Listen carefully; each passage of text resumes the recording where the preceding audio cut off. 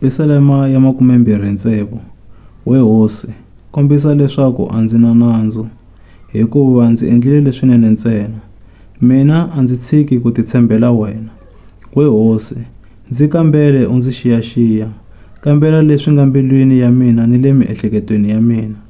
Ndzi tshama ndzi ri karhi ndzi anakanya rirhandzu ra wena. Ndzi rhangeriwa emahlweni hi ku tshembeka ka wena.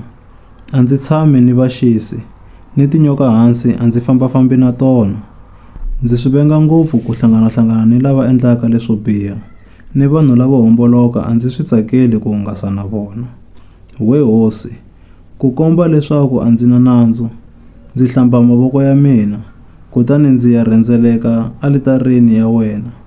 Ndzi ri karhi ndzi yimbelela risimu ra mikhenso hi rito leri tlakukeke. Ndzi twarisa mintirho ya wena hinkwayo leyo hlamarisa. We hosi, yindlu leyi u tshamaka eka yona ndzi yi rhandza ngopfu, yona leyi ku dzuneka ka wena ku tikombaka eka yona. U nga ndzi herisi swin'we ni vadyohi, u nga ndzi katsi ni vanhu lava tsakelaka ngopfu ku halata ngati.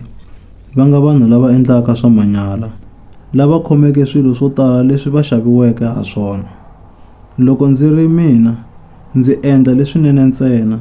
Ndzi twele vusiwana we hosi, u ndzi ponisa. Mina ndzi titwa ndzi tshamisekile, kutani ndzi ta dzunisa hosi Xikwembu enhlengeletanweni ya xona leyikulu.